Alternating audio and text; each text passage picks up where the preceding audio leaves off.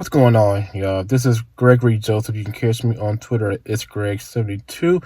That's itsgreg72, ITSGREG72. I hope you guys are practicing safe social distancing. I hope that you guys are washing your hands more times than you have in your entire life. The world literally, depends on it and all that good stuff. So, a lot has happened here in Houston sports. I mean, if you live in Houston, then you know that we had the water main break. Like this is even like a week or so before this coronavirus stuff started spreading out, right?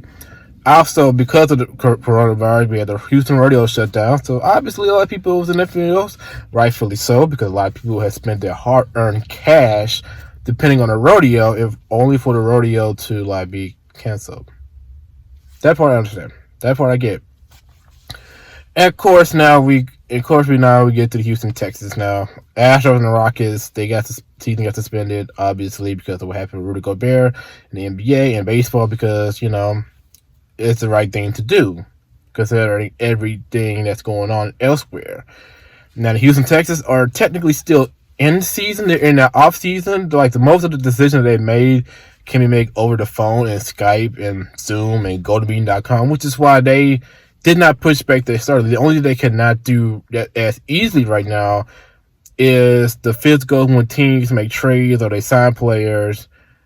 That can't be done as easily, which is why you see a lot of these teams on social media like, according to sources, we did this. Knowing damn well they did this. They know they did it, but they can't make it official because, again, pending physicals. Right? So, brings to the Houston Texans. They traded away Deandre Hopkins. Now, here's my initial thoughts on everything regarding this situation. I have two things. I want to talk about the trade itself. I also want to talk about what O'Brien allegedly said, according to Michael Irvin. Now, the trade itself is not really the surprising thing. And not because O'Brien is a buffoon in some people's eyes. Not because of that. Because in a lot of sports, this ain't just a football thing. This is a sports thing where a star player wants money because he immediately outplays the deal that he's on. And in football, you have the situation where your guaranteed money runs out. And DeAndre Hopkins had no guaranteed money left for the next 3 years. I wouldn't advise any football player to play on a non-guaranteed deal because you can get cut easily that way. That's really the easy way to get cut.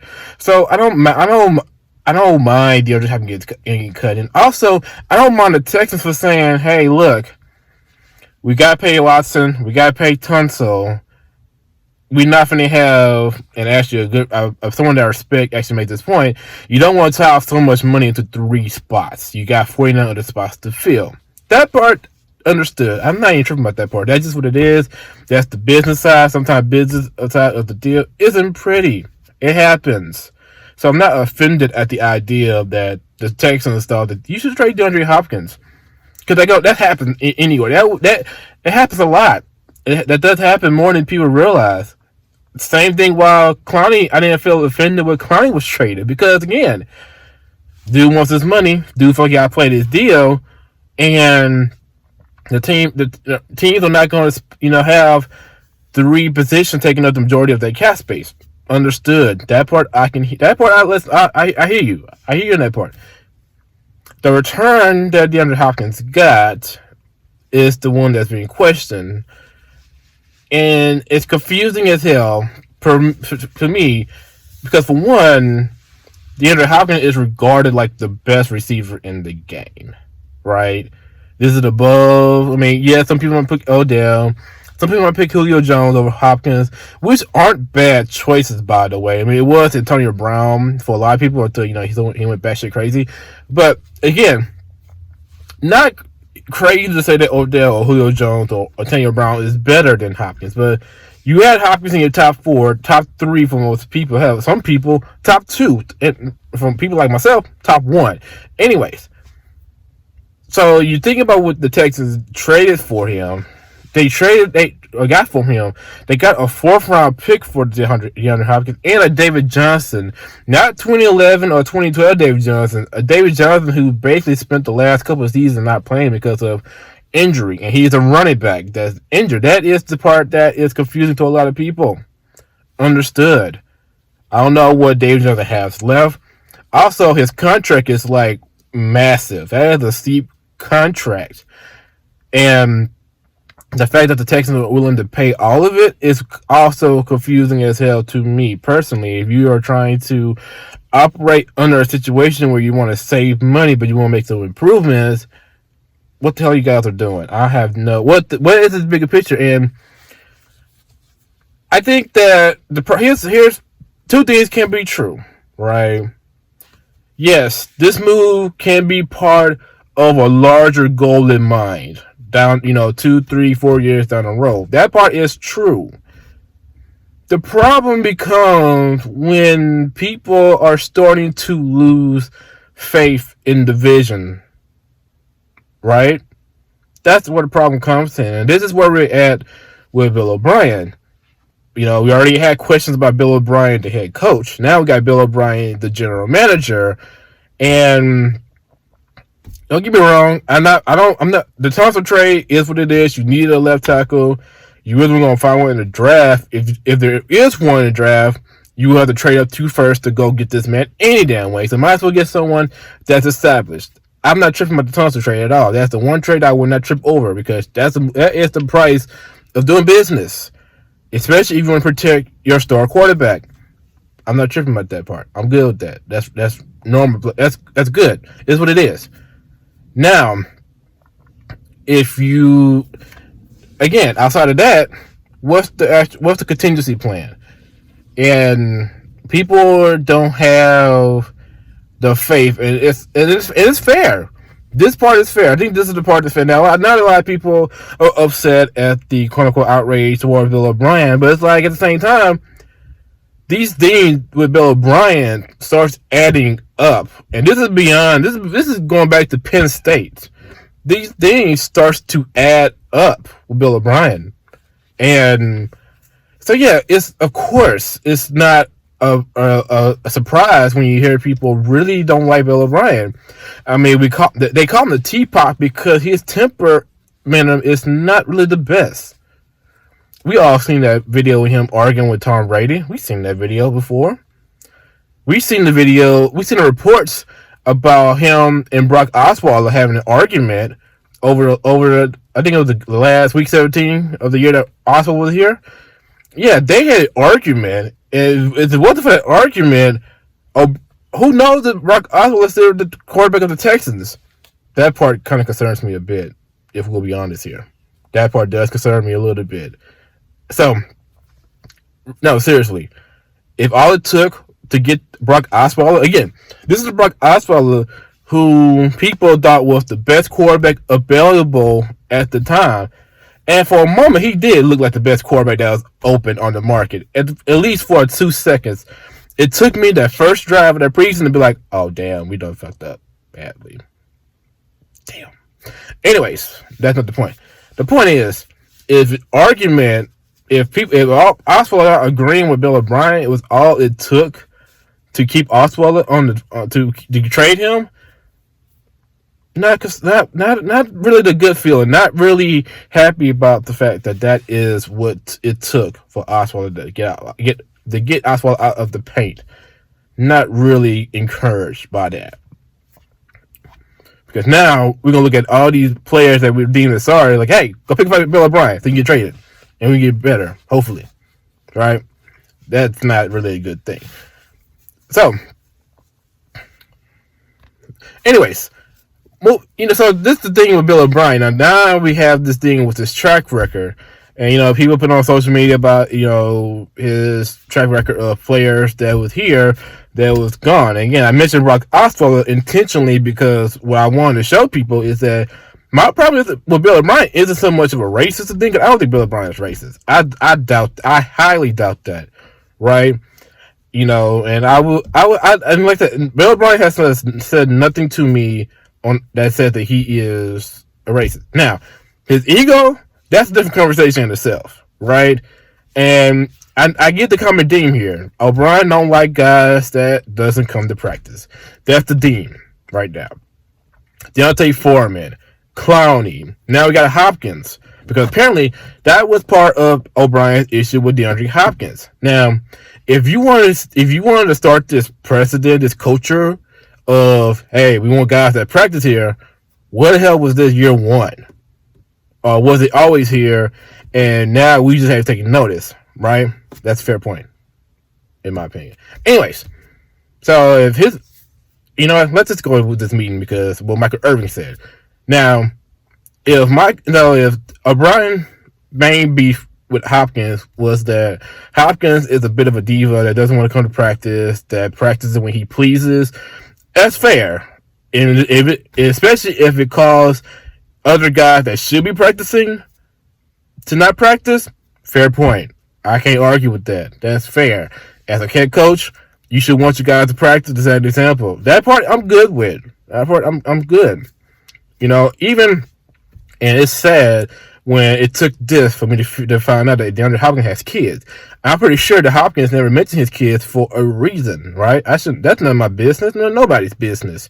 Anywho, if the idea of DeAndre Hopkins and his baby mamas being around causing an issue, also fair. This is the workplace. After all, at the end of the day, this is a workplace. If you bring your baby mamas here, you bring your kids here, and they causing trouble with the other players or with the staff or even with Bill OBrien himself, still a fair point. Still a fair point. That is the workplace. The boss, the person that controls the workplace, dictates how the workplace is handled. Can't argue with that part. That's hard for me to do. Here's the part I will say that O'Brien is wilding out on. Aaron Hernandez. Really, dude? Aaron Hernandez. Especially given what we just learned about Aaron Hernandez in recent months with the documentaries on Netflix, I believe, still at this point. Aaron Hernandez. Now, a lot of people talk about, well, he won't try to make the comparison. He just no. Here's the thing, and this is not in the same world, at least in my opinion. But that's the point I want to make. When Bob McNair said that image run the prison thing, okay, maybe he didn't. Maybe he meant the asylum. Maybe he did. But the problem is, in these types of situations, especially when it's involving certain topics, what you cannot have and what you do not want to have, I got something on my face, I gotta get it off. What you do not want to have is leaving things open for interpretation, because at this point, context does not matter.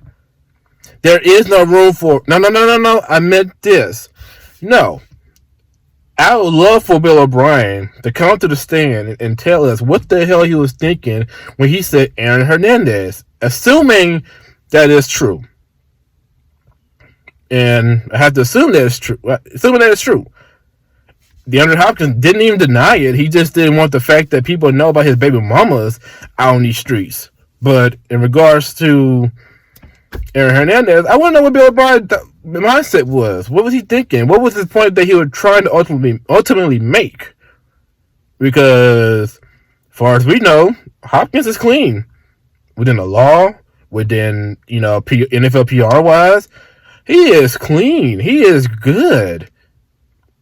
Like he is top notch. Like he is the guy that you would think should be on a Texans roster. Especially with the perception that all of the Texans players is nothing but choir boys.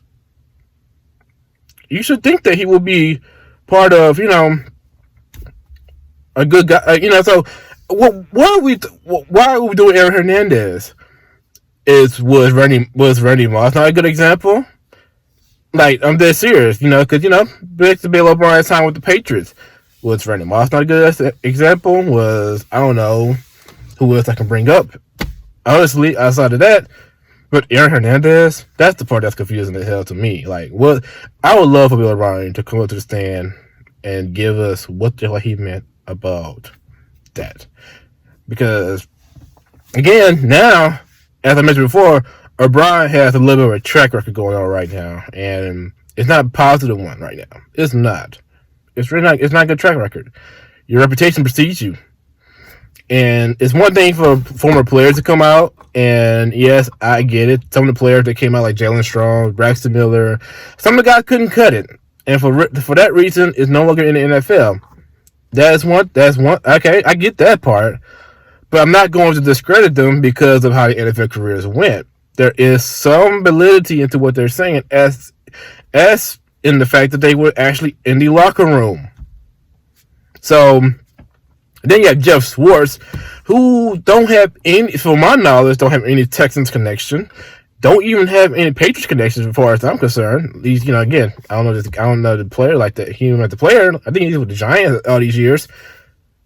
But even when he says like, "Yo, I heard some things about Bill OBrien that's like unbecoming of a head coach," now your signal, your antennas have to be raised, and it's crazy just to kind of let that slide, right? So I would love for Bill OBrien to just explain himself on that. I would love him to come on my podcast and explain himself.